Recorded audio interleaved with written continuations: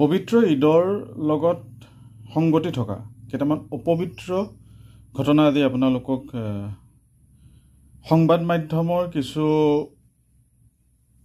বাতৰিৰ জৰিয়তে আপোনালোকক দেখুৱাব বিচাৰিছোঁ। এই বিষয়বিলাক সকলোৱে গম পাইছেই, কিন্তু এই কাৰণেই এই ধৰণে বস্তুখিনি দেখুওৱা হৈছে যেহেতু যেতিয়াই আমি হিন্দু আৰু মুছলমানৰ বিষয়ে কিছু বিষয় অৱগত কৰিব বিচৰা হয় তেতিয়া বহুতে আমাক সাম্প্ৰদায়িক বুলি কয় আৰু আমি সাম্প্ৰদায়িক উচতনিমূলক বক্তব্য দিছোঁ বুলি কয়। সেয়েহে এইটো মোৰ কথা নহয়, মই কোৱা কথা নহয়, সংবাদ মাধ্যমৰ সংবাদ শিৰোনামা কিছুমানেৰে আপোনালোকৰ এই বিষয়সমূহ দেখুৱাব বিচাৰিছোঁ। চাওক, ঈদৰ দিনাই অঘটন।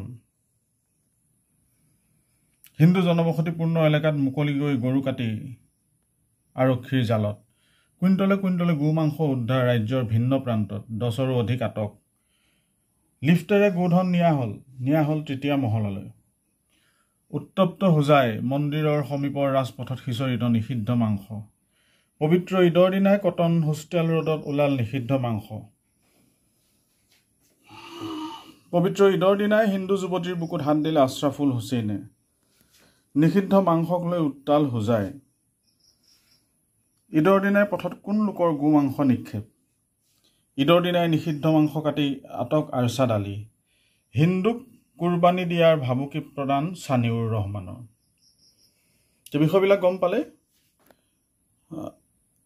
আজি কিছুদিন আগতে যেতিয়া যোৰহাটত এজন বিশেষ ব্যক্তিৰ ঘৰ উচ্ছেদ চলোৱা হৈছিল, মিউনিচিপালিটিৰ কিছু নীতি নিৰ্দেশনা নমনাৰ বাবে যেতিয়া উচ্ছেদ চলোৱা হৈছিল, তেতিয়া অসমৰে সংখ্যালঘু সম্প্ৰদায়ৰ বিভিন্ন দল সংগঠন, ৰাজনৈতিক আৰু অৰাজনৈতিক দল সংগঠনে বিভিন্ন সময়ত বিভিন্ন বক্তব্য আগবঢ়াইছিল আৰু তেওঁলোকে বহুত উদাত্ত কণ্ঠেৰে ডিঙিৰ শিৰা ফুলাই চিঞৰি চিঞৰি বক্তব্য ৰাখিছিল।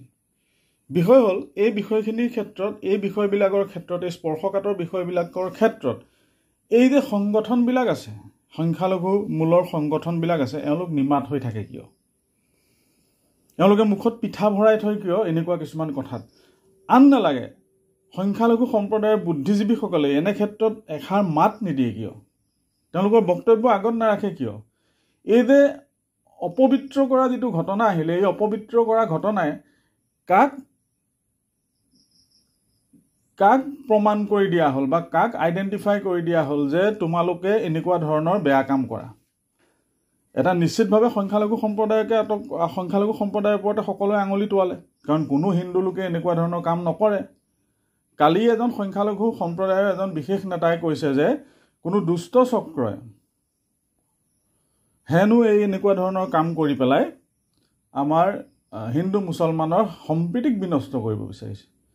হেৰৌ বছৰটোত 3টা বিহু পতা অসমীয়াই এটা পিঠাও বাহিৰত পেলাই নষ্ট নকৰে। দিলে হয় কাউৰীক খুৱাব, নহয় অন্যান্য চৰাই চিৰিকটিকে খুৱাব। এই ধৰণে এটা পিঠাও পেলাই দিয়া, নষ্ট নকৰা, এটা লস্কৰা নষ্ট নকৰা, এটা মালপোৱা পিঠা নষ্ট নকৰা অসমীয়াই জানে, আৰু অসমীয়াই এনেধৰণৰ দুষ্ট কাম কেতিয়াও নকৰে। গতিকে এইটো জল পটপট। কিন্তু আটাইতকৈ গুৰুত্বপূৰ্ণ কথা যে এই কামবোৰতো উজনি অসমত হোৱা নাই। গতিকে নামনি অসমত বিশেষ কিছু সন্দেহজনক নাগৰিকে এই কামখিনি কৰিছে, আৰু এই সন্দেহজনক নাগৰিকক এই বিষয়টো চিনাক্তকৰণ কৰি উলিয়াইছে, প্ৰশাসনে উলিয়াইছে। কিন্তু এই মানসিকতা কিয়? এই যে আমাক ভয় ভাবুকি খুৱাব বিচৰা এই মানসিকতাৰ জৰিয়তে তেওঁলোকে কি বুজাব বিচাৰিছে আৰু তেওঁলোকে কি স্পষ্ট কৰিব বিচাৰিছে? কালি মাননীয় মুখ্যমন্ত্ৰী মহোদয়ে এইটো এটা কথা কৈছে যে তেওঁলোকে ইয়াৰ জৰিয়তে এটা আমাৰ মাজত ভয় বা উত্তেজনা, চেপা উত্তেজনা, ভয় শংকা বিৰাজ কৰিব বিচাৰিছে, যাৰ ফলত অসমীয়া মানুহখিনি যাতে সেই অঞ্চলখিনি আঁতৰি, অসমীয়া মানে যিখিনি অসমীয়া হিন্দু মানুহ সেই অঞ্চলৰ পৰা যাতে আঁতৰি যায়। ইয়াত নিষিদ্ধ মাংস, সংবাদ মাধ্যমে নিষিদ্ধ মাংস শব্দটো ব্যৱহাৰ কৰাৰ পৰিৱৰ্তে গো মাংস বুলি কৰিব লাগে। আজি কটন বিশ্ববিদ্যালয় হ'ল বা কটন মহাবিদ্যালয় হ'ল, তাৰ সন্মুখত যেতিয়া ওলাইছে তেতিয়া সেই বিষয়টোৰ ওপৰত এটা সাংঘাতিক ধৰণৰ এটা প্ৰতিবাদ হ'ব লাগিছিলে, কিন্তু আমাৰ বুদ্ধিজীৱীৰ পৰা আৰম্ভ কৰি ছাত্ৰ সমাজ মৌন হৈ থাকিলে, আৰু এই মৌনতাই কিন্তু অনাগত দিনত বহুত ভয়ানক এটা বাতৰি কঢ়িয়াই আনিব। মাননীয় মুখ্যমন্ত্ৰীজনাই কৈছে যে এইটো 20 বছৰৰ পিছত এনেকুৱা ঘটনা কামাখ্যা মন্দিৰৰ সন্মুখত সংঘটিত হ'ব। মই কৈছোঁ নহয়, আপুনি 20 বছৰ বহুত সময় লৈছে। 20 বছৰলৈ অসমৰ জনগাঁথনিৰ সাংঘাতিক ভয়াৱহ পৰিৱৰ্তন হ'ব। এতিয়াই যিটো পৰিৱৰ্তন হৈছে, তেতিয়া হিন্দু মুছলিমৰ মাজত অসমৰ জনবসতিৰ যিটো জনগাঁথনিৰ যিটো পৰিৱৰ্তন, সেই পৰিৱৰ্তন এনেকুৱা ধৰণে হ'ব যে হয়তো জনগণ হিন্দুৰ জনসংখ্যা মুছলমানতকৈ কমি যাবলৈ আছে। গতিকে এইটো 20 বছৰ নালাগে মহাশয়, এইটো আপুনি বহুত ভুল কথা এটা কৈছে। এইটো গতিত যদি চলি থাকে অনাগত 5 বছৰৰ ভিতৰত এনেকুৱা অপ্ৰীতিকৰ ঘটনা যে সংঘটিত নহ'ব তাৰ কোনো মানে নাই। গতিকে কিন্তু ইয়াৰ জৰিয়তে এটা কথা ভাল হৈছে, হিন্দু সমাজ একত্ৰিত হৈছে। হিন্দু সমাজে সংবিধানৰ গণ্ডিত থাকি গণতান্ত্ৰিক পদ্ধতিৰে ইয়াৰ প্ৰতিবাদ কৰিবলৈ ওলাই আহিছে। এইটো এটা বৰ ভাল লক্ষণ।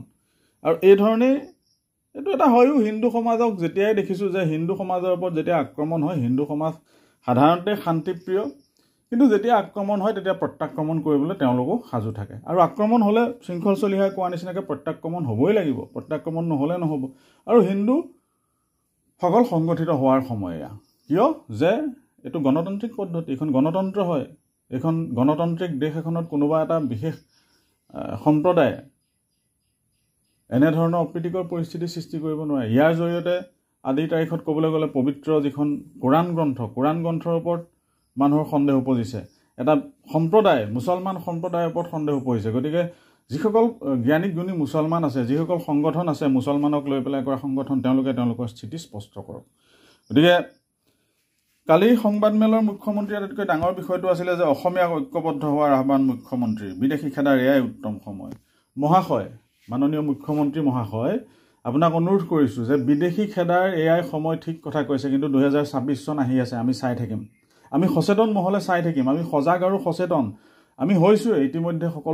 প্ৰায় সকলো হিন্দুৱে সজাগ আৰু সচেতন হৈছে। কেইটামান বাওঁপন্থী মানসিকতাৰ হিন্দুক বাদ দি প্ৰায় সকলো হিন্দুৱে এতিয়া সজাগ আৰু সচেতন। গতিকে অসমীয়া ঐক্যবদ্ধ হ'ব হ'ল, আৰু অসমীয়া ঐক্যবদ্ধ হৈ জাতিৰ বিৰুদ্ধে, ধৰ্মৰ বিৰুদ্ধে যি ধৰণৰ এই কুচকাৱাজবিলাক চলি আছে, অপ্ৰীতিকৰ, অশান্তিকৰ, ঘৃণনীয়, নিম্ন মানদণ্ডৰ, নিম্ন স্তৰৰ যেনেধৰণৰ কাম হিন্দু সম্প্ৰদায়ৰ লোকে নকৰে, এইবিলাক বন্ধ কৰিব লাগে। আৰু গতিকে 2026 ইলেকশ্যনৰ বৈতৰণি পাৰ হ'বলৈ কেৱল কিন্তু বিদেশী খেদাৰ সময় আহিছে বুলি ক'লে নহ'ব।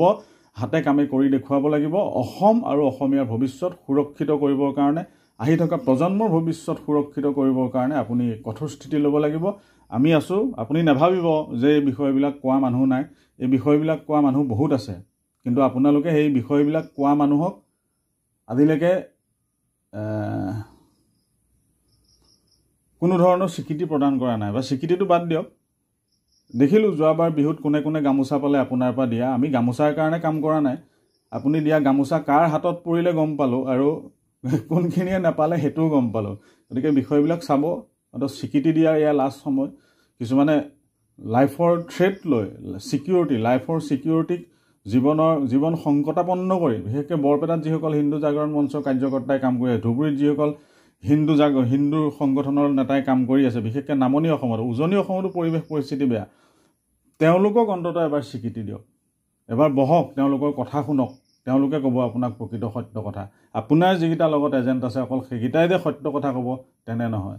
গতিকে ইমানেই ক'লোঁ, আমি বিদেশী খেদাৰ লগত আছোঁ, আমি অসমীয়া ঐক্যবদ্ধ হোৱাৰ লগত আছোঁ, আমি হিন্দু সংগঠিত হোৱাৰ লগত আছোঁ। গতিকে সকলোৱে বিষয়খিনি গুৰুত্ব দি অনাগত দিনত কম সময়ৰ ভিতৰত এখন সুস্থিৰ অসম গঢ়ি তুলিব বুলি আশা কৰিছোঁ। হৰ হৰ মহাদেৱ, জয় শ্ৰীৰাম।